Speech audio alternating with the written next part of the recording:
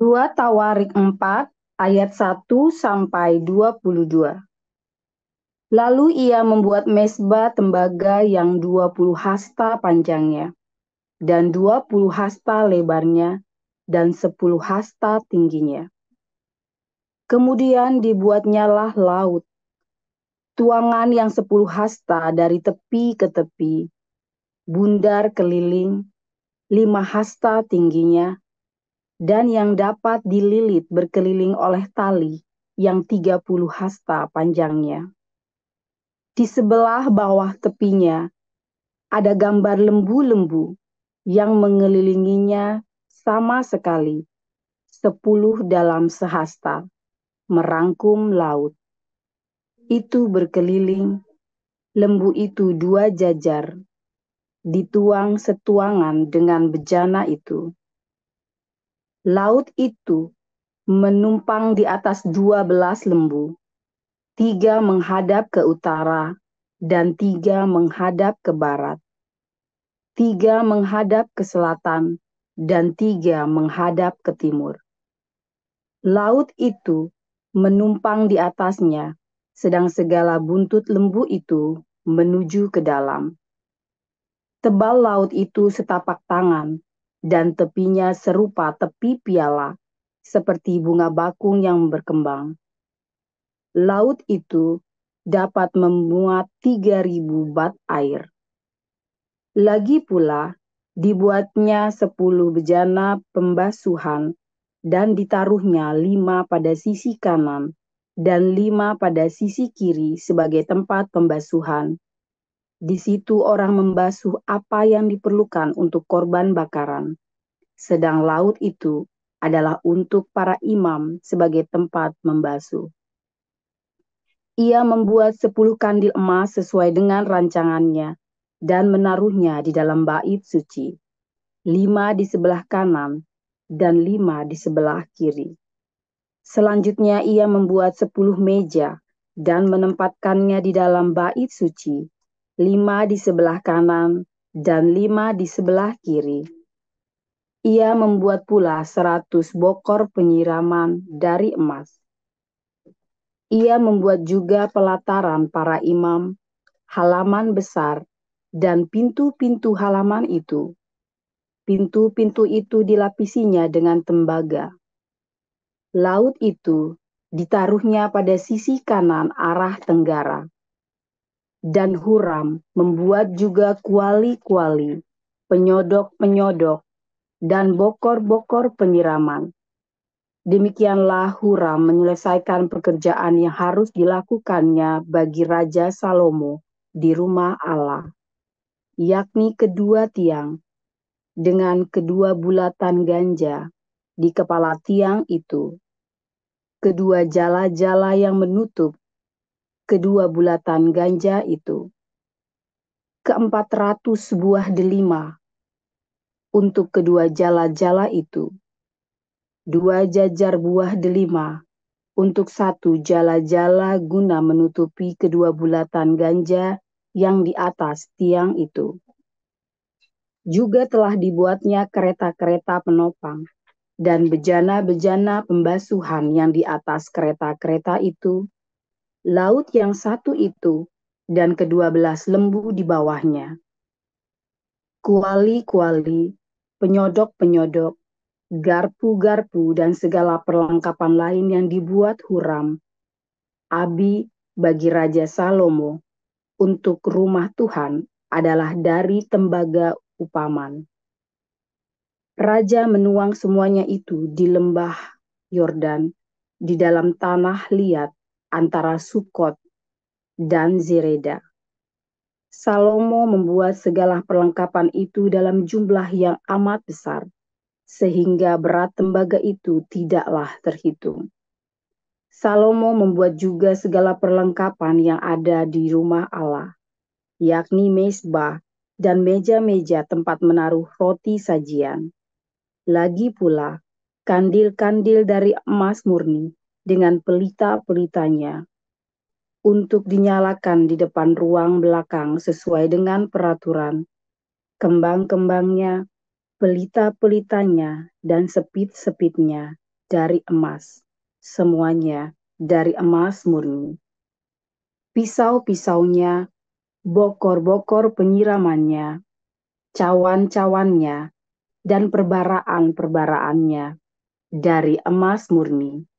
Juga pintu masuk rumah itu dan pintu-pintu yang di sebelah dalam ke tempat maha kudus dan pintu-pintu ke ruang besar bait suci, semuanya dari emas.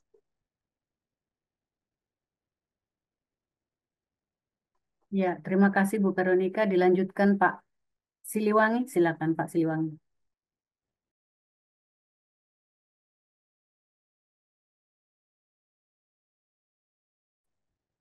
Lukas 9 ayat 1 sampai 27.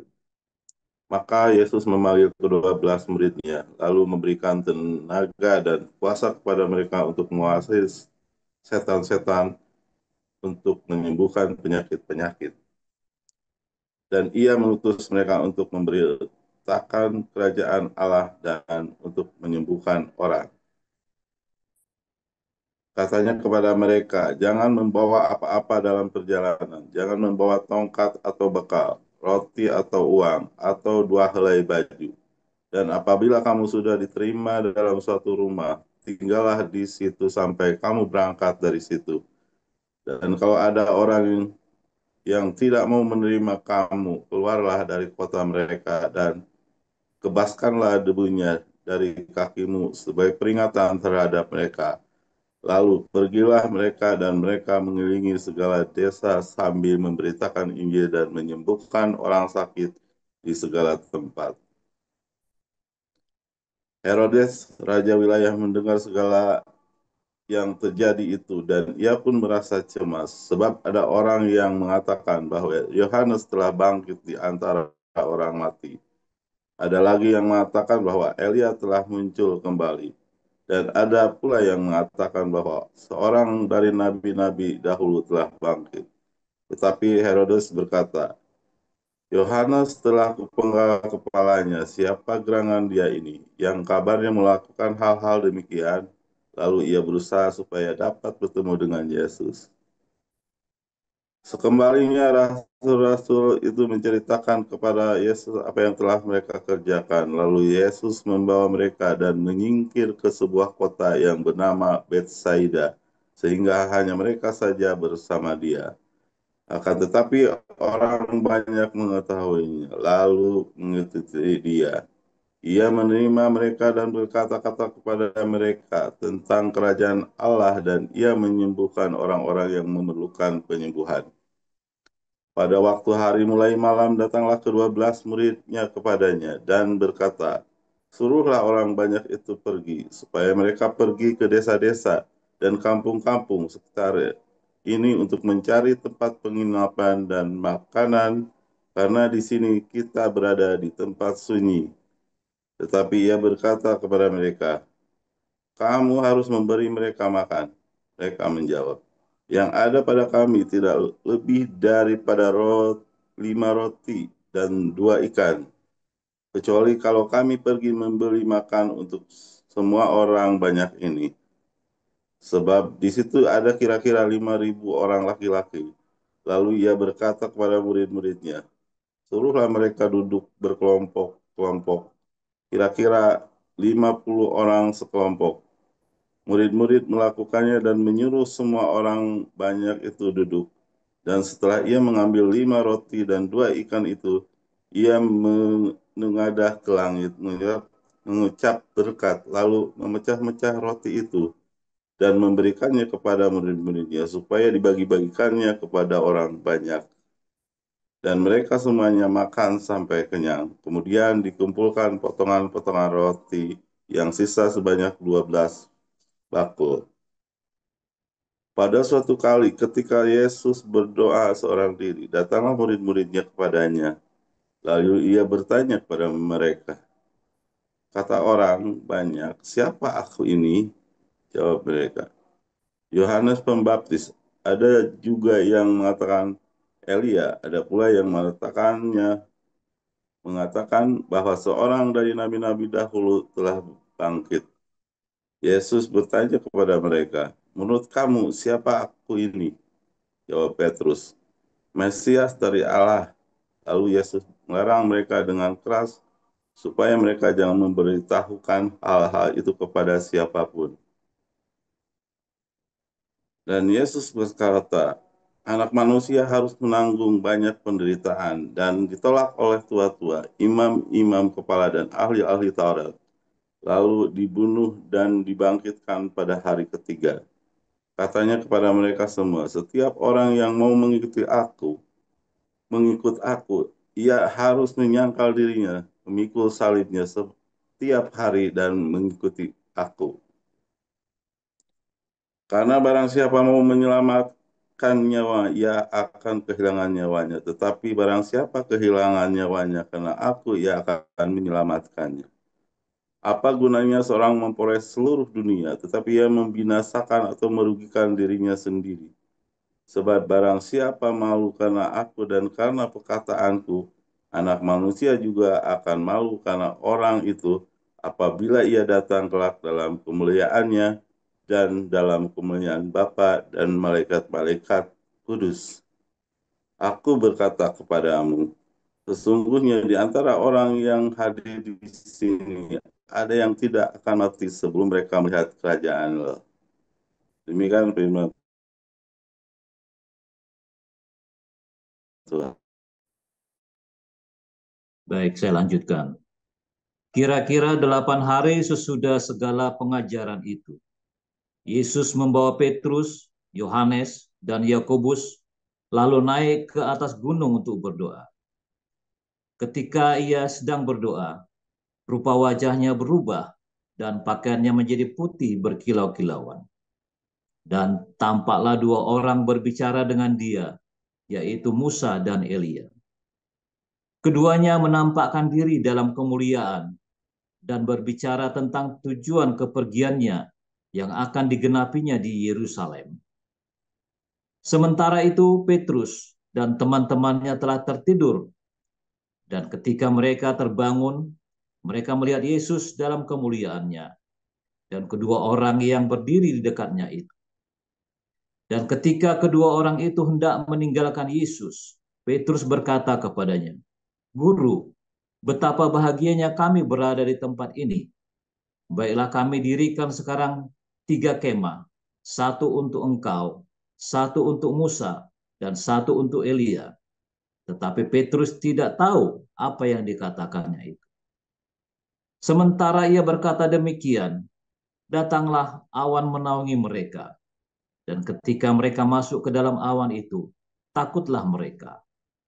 Maka terdengarlah suara dari dalam awan itu yang berkata, Inilah anakku yang kupilih, dengarkanlah dia. Ketika suara itu terdengar, nampaklah Yesus tinggal seorang diri, dan murid-murid itu merahasiakannya. Dan pada masa itu, mereka tidak menceritakan kepada siapapun apa yang telah mereka lihat itu. Pada keesokan harinya, ketika mereka turun dari gunung itu, datanglah orang banyak berbondong-bondong menemui Yesus. Seorang dari orang banyak itu berseru, katanya, Guru, aku memohon supaya engkau menengok anakku, sebab ia adalah satu-satunya anak. Sewaktu-waktu ia diserang roh, lalu mendadak ia berteriak, dan roh itu menggoncang-goncangkannya, sehingga mulutnya berbusa. Roh itu terus saja menyiksa dia, dan hampir-hampir tidak mau meninggalkannya. Dan aku telah meminta kepada murid-muridmu, supaya mereka mengusir roh itu, tetapi mereka tidak dapat. Maka kata Yesus, Hai kamu angkatan yang tidak percaya dan yang sesat, berapa lama lagi aku harus tinggal di antara kamu dan sabar terhadap kamu? Bawa anak itu kemari. Dan ketika anak itu mendekati Yesus, setan itu membantingkannya ke tanah dan menggoncang-goncangkannya. Tetapi Yesus menegur roh jahat itu dengan keras dan menyembuhkan anak itu, lalu mengembalikannya kepada ayahnya. Maka takjublah semua orang itu karena kebesaran Allah. Ketika semua orang itu masih heran karena segala yang diperbuatnya itu, Yesus berkata kepada murid-muridnya, dengarlah dan camkanlah segala perkataanku ini. Anak manusia akan diserahkan ke dalam tangan manusia. Mereka tidak mengerti perkataan itu, sebab artinya tersembunyi bagi mereka, sehingga mereka tidak dapat memahaminya. Dan mereka tidak berani menanyakan arti perkataan itu kepadanya. Maka timbullah pertengkaran di antara murid-murid Yesus tentang siapakah yang terbesar di antara mereka. Tetapi Yesus mengetahui pikiran mereka. Karena itu, ia mengambil seorang anak kecil dan menempatkannya di sampingnya dan berkata kepada mereka, barang siapa menyambut anak ini dalam namaku, ia menyambut aku. Dan barang siapa menyambut aku, ia menyambut dia yang mengutus aku. Karena yang terkecil di antara kamu sekalian, dialah yang terbesar. Yohanes berkata, Guru, kami lihat seorang mengusir setan demi namamu. Lalu kami cegah orang itu, karena ia bukan pengikut kita. Yesus berkata kepadanya, jangan kamu cegah, sebab barang siapa tidak melawan kamu, ia ada di pihak kamu. Ketika hampir genap waktunya, Yesus diangkat ke surga. Ia mengarahkan pandangannya untuk pergi ke Yerusalem. Dan ia mengirim beberapa utusan mendahulunya dia. Mereka itu pergi, lalu masuk ke suatu desa orang Samaria untuk mempersiapkan segala sesuatu baginya. Tetapi orang-orang Samaria itu tidak mau menerima dia, karena perjalanannya menuju Yerusalem.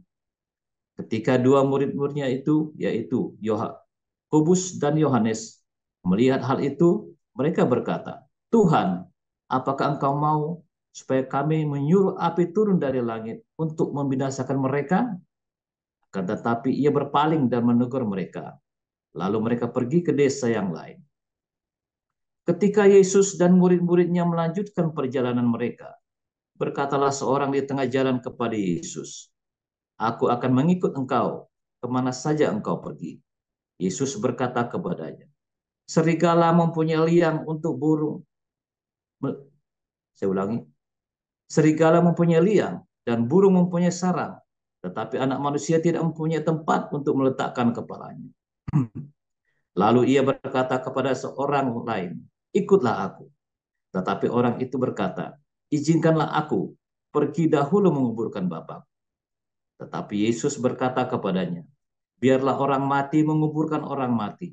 Tetapi engkau pergilah dan beritakanlah kerajaan Allah di mana-mana.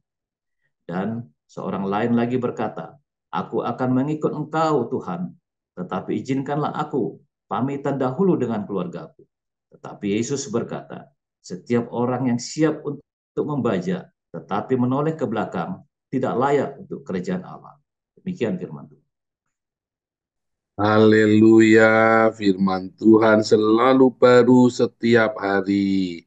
Ketika kita menantikan Tuhan dengan penuh cinta, dengan penuh belas kasihan, dan penuh dengan perbuatan baik senantiasa. Ya, jangan lupa buat baik hari ini. Perbuatan baik apa yang bisa kamu lakukan bikin hari ini, saudara ya. Saudara, ketika kamu dengarkan firman Tuhan tiap hari di embun pagi, dengarkan baik-baik. Kalau nggak ngerti diulang lagi 2-3 kali, saudara. Semua yang ada di embun pagi saya buat supaya sederhana dan mendarat ke bumi. Dan kelihatannya terlalu simpel untuk dilakukan, terlalu logis buat dilakukan. Sehingga seakan-akan jadi susah malah. Oh, simpel jadi susah. Iya, karena terlalu simpel otakmu jadi mikir, jadi ruwet. Padahal gampang banget. Karena terlalu simpel, kesannya jadi ruwet kan, otakmu bikin ruwet kan. Masa segampang itu? Iya, segampang itu. Semudah itu. Cuman gereja, pendeta bikin ruwet. Ya kan? Supaya kelihatan susah. Kamu kudu tahu Trinitas, Oneness. Wah, aku kudu mau ini segala macam. Ribet, saudara. Nyatanya orang Trinitas, Oneness pada isinya pada Cina semua. Pada ruwet isinya titit sama tempe doang tuh ya, orang ribut Trinitas Oneness ada ributnya titit sama tempe. Coba kamu lihat itu bikin malu bener itu ya, saya sampai gede-gede urusan titit urusan tempe diower-owerin begitu. Dibikin ruwet, yang gampang itu dibikin ruwet. Percaya pada Tuhan Yesus kamu selamat. Percaya, tapi percaya yang seperti apa? Trinitas Oneness bukan. percaya, lakukan. Begitu percaya, otakmu jangan Trinitas Yohanes. Begitu percaya, otakmu melakukan. Gampang kan? Simpel kan? Belum melakukan kok simpel. Melakukan simpel. Yang bikin repot, egonya kita. Yang bikin repot, karena kita tidak percaya sebenarnya. Coba kamu bilang hari ini, kalau nggak punya uang, jangan utang. Percaya nggak? Nggak percaya kan? Utang kan, maksa kan? Nah, simple. Udah dibilang jangan utang, masih maksa nelpon sana sini mau cari utangan. Dibilangin, coba berhenti jangan utang. Dan nama kan, tidak apa-apa, dicoba. Simple, gampang. Loh, jangan ada percaya. Kita juga pertamanya kudu tega. Kamu pikir terus ngeliat anak kelaparan, kamu kira nggak tega, saudara. Saya ngalamin, coba cek, saudara. Kita tantang Tuhan. Buat tantang sombong kali, iya. Uji dong firman Tuhan. Dok, nggak punya uang. Saya mau telepon kakak saya utang, saudara. Istri saya ngamuk. Jangan. Kalau nggak dikasih uang ya sudah, biar mati saja. Iya dong. Kalau memang Tuhan nggak mau kasih ya sudah. Berarti kan Tuhannya dan geblek Tuhan itu ya. Iya kan? Berarti Tuhan tidak merawat kamu kan? Berarti bohong Matius namanya 33. Burung di udara dia dipelihara. Iya burungnya siapa Pak yang dipelihara Pak? Iya kan? Eh, iya nggak? Kalau burung di Indonesia mana dipelihara, Pak ditembakin tiap hari, Pak. Ya, misalnya kadrun salah sendiri, saudara. Kalau burung di sini di Eropa dipelihara, saudara. Nggak ada yang ditembakin. Kamu berani nembakin burung, kamu masuk penjara, kamu di sini.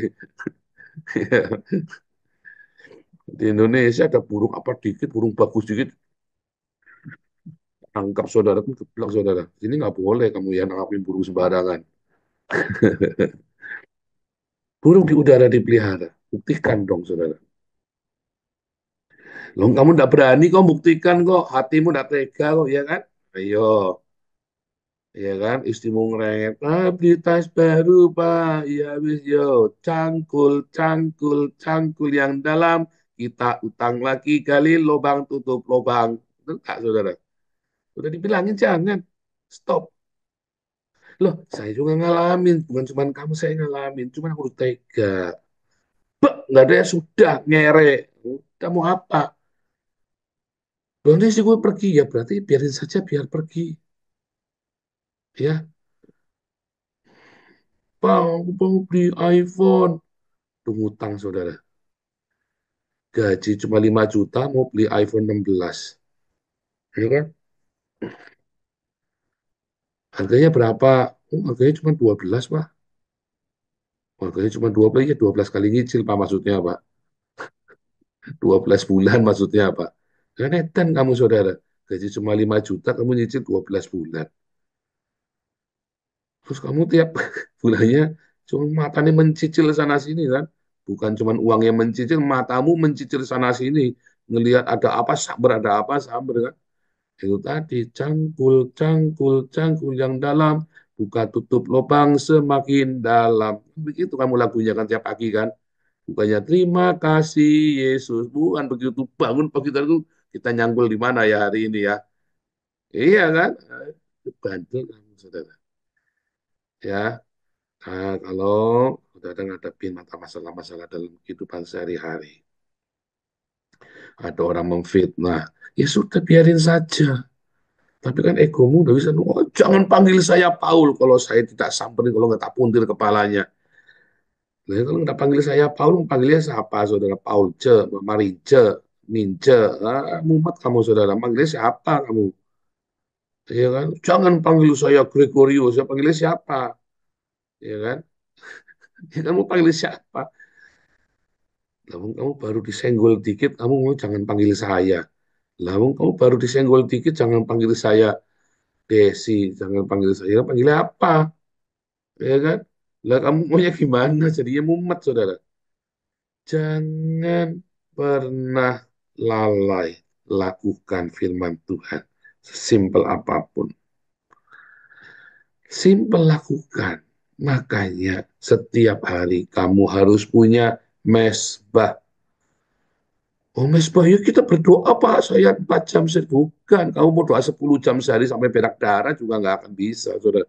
Yang dimaksud dengan mesbah adalah hidupmu, saudara. Iya kan? Kemarin sudah diajarin.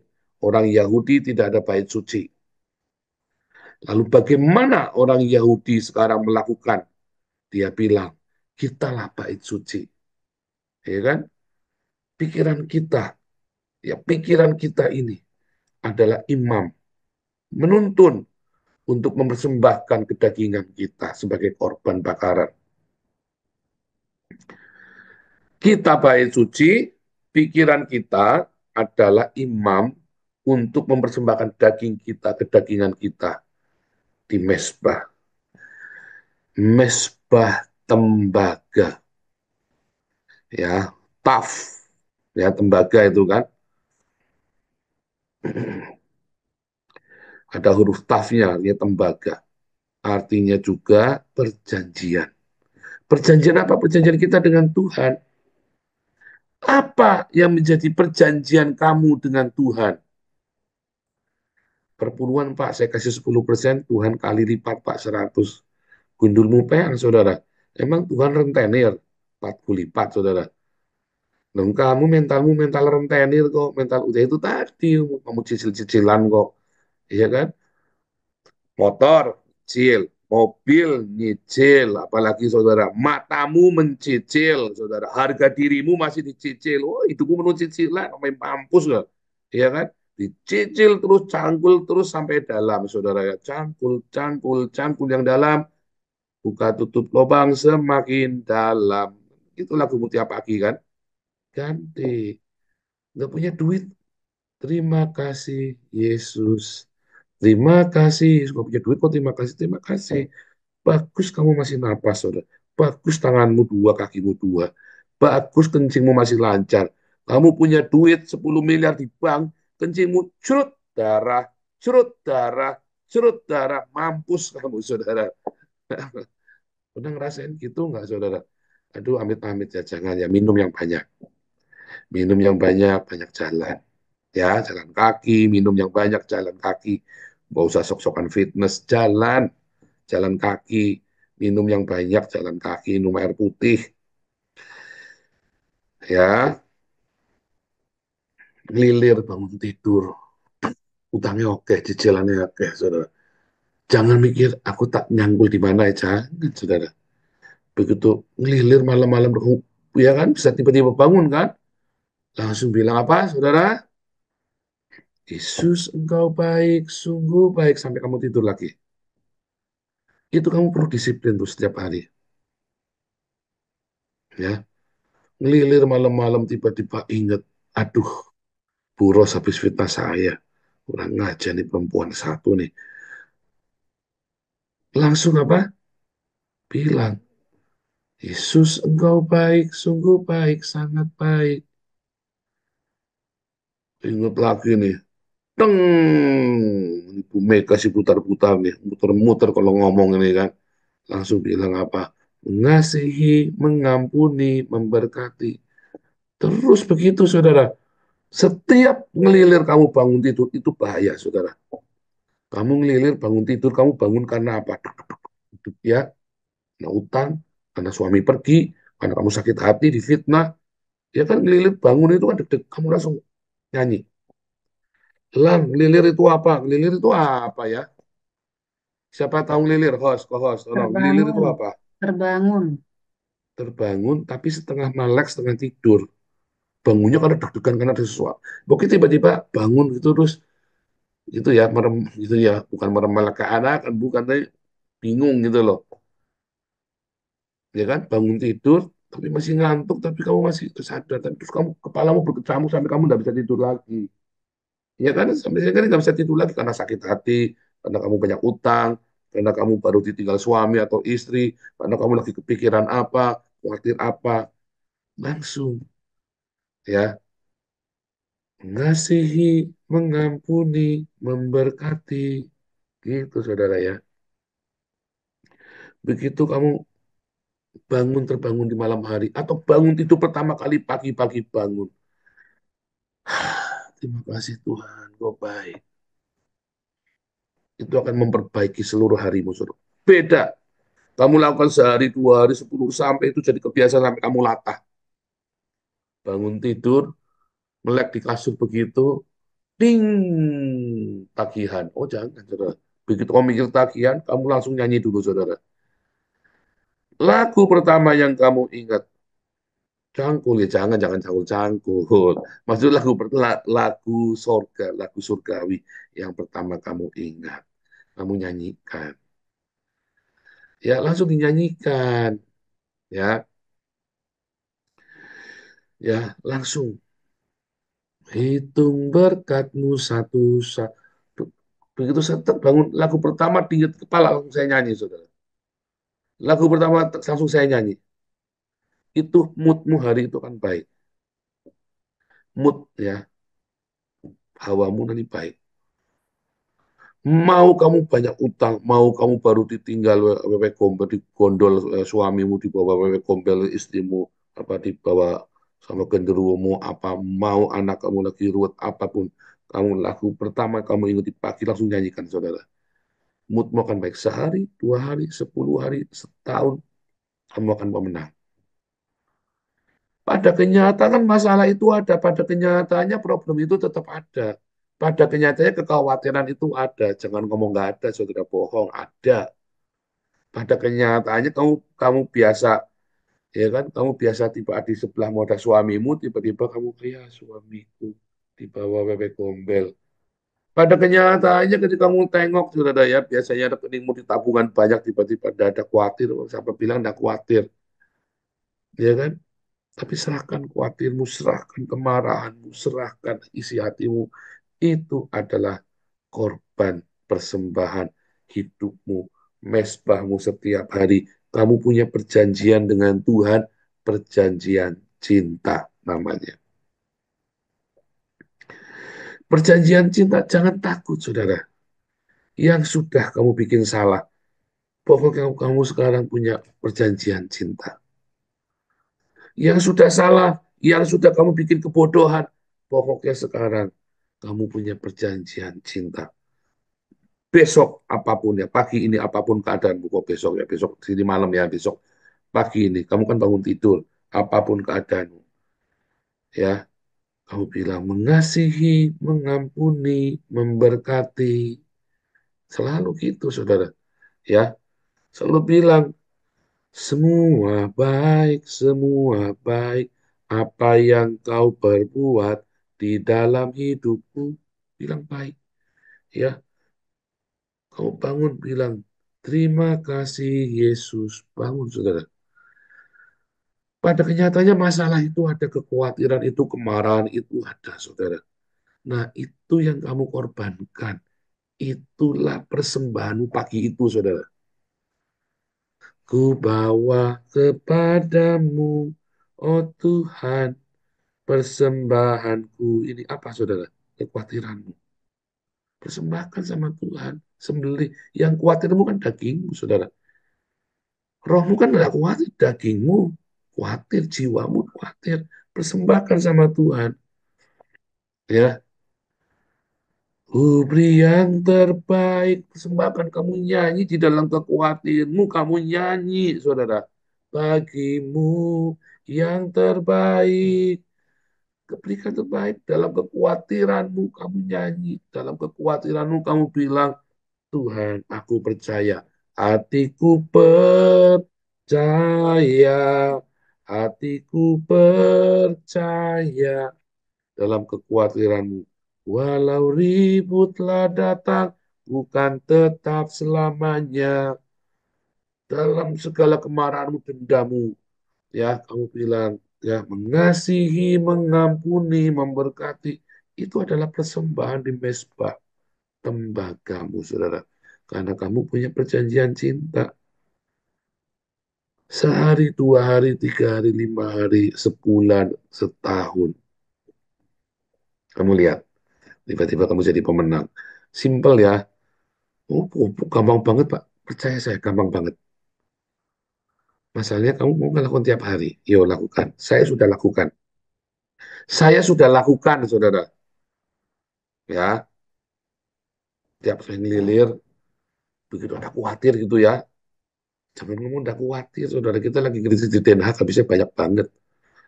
Kita tabungan kita habis semua ya. Kita selalu bilang apa? Jehovah Jireh.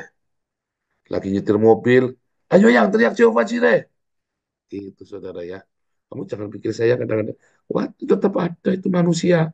Tapi kita teriak Jehovah Jireh. Kenapa? Itu persembahan kita saudara kepada Tuhan. Jehovah Jireh. Bu saya nelpon, utang saudara. Bu Ros, tolong utangi aku Bu Ros. Utang-utang gundul mumpeng, Pak. Kita lagi mau beli beras saja kemarin kita juga ngutang sama warung.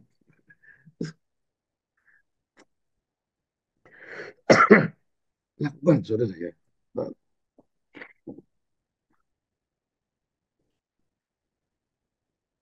Lakukan, percaya saya saudara. Kamu mau hidupmu baik, sehari, 2 hari, nggak dampak. Seminggu, sebulan, 3 bulan, setahun kamu lihat. Kamu jadi cantik, kamu jadi cakep, kamu mantap hidupmu, kamu bahagia, tiba-tiba berkatnya selalu ada. Iya, entah mengapa, hukum atraktif, ya, tarik-menarik. Hukum tarik-menarik. Kalau kamu negatif, kamu akan menarik barang-barang negatif, saudara. Sial, sumpah serapa, celaka, datang ya apes, datang sama kamu semua. Tapi kalau kamu pagi dengan positif, awali dengan yang positif, terima kasih Tuhan, maka semua yang positif juga datang. Ya memang begitu, saudara. Ya itulah hukum di dunia ini. Kalau kamu ucapkan yang negatif tiap hari, yang negatif terjadi. Itu kesial nemunya. Waduh, itu sampai kamu bongkok, yang datang sial. Pagi-pagi kamu, kata Pak Paul berdoa, terima kasih Yesus nyanyi. Kalau berdoa sudah nggak bisa nyanyi saja. Makanya siapin playlist lagu-lagu yang banyak, saudara ya. Playlist lagu-lagu rohani, jangan lagu-lagunya Jupe, saudara. Lagunya Jupe udah mati, saudara ya. Lagunya apa, saudara? Tak gendong kemana-mana, mumet, dasmu, saudara. Semua lagumu tiap akan mau tidur, kamu sudah lagu rohani, saudara. Kalau perlu, saya ngalamin ya, ngalamin udah down. Saya setel seluruh lagu, seluruh rumah itu setel lagu rohani semua, saudara. Saya pakai headphone tiap hari setel lagu rohani, saudara. Sampai iman saya bangkit. Dengarkan khotbah lagu rohani. Beneran bangkit, saudara ya.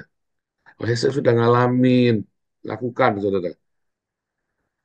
Nah, kekhawatiranmu, dendamu, kemarahanmu, kekecewaanmu, segala macam semua itu kamu persembahkan pada Tuhan. Itulah persembahanmu, saudara.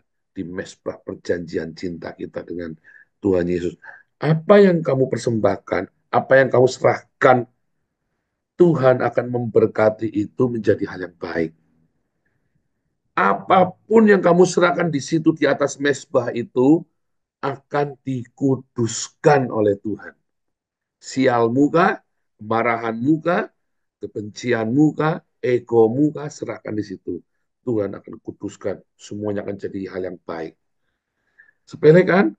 Lakukan, jangan tak percaya. Saya sudah lakukan bertahun-tahun. Belakangan, ya, belakangan saya melihat. Sekarang saya udah melihat hasilnya, enak banget, saudara, hidup saya enteng banget.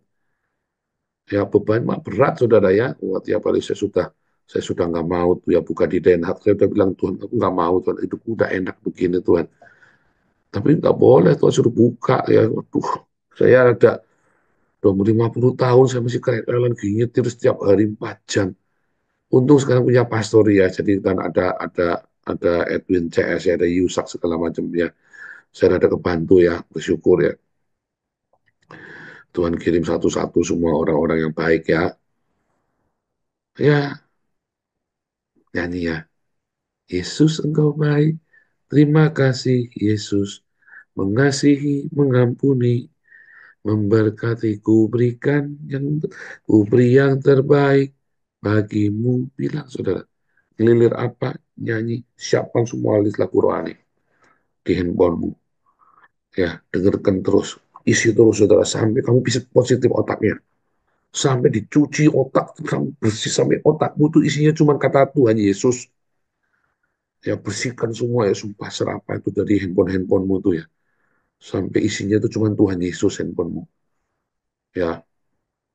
Ya, berikan yang terbaik di mesbahmu saudara, yaitu hidupmu dagingmu. Di mezbah perjanjian kita, perjanjian cinta dengan Tuhan Yesus, apapun yang di atasnya akan dikuduskan. Tuhan Yesus memberkati.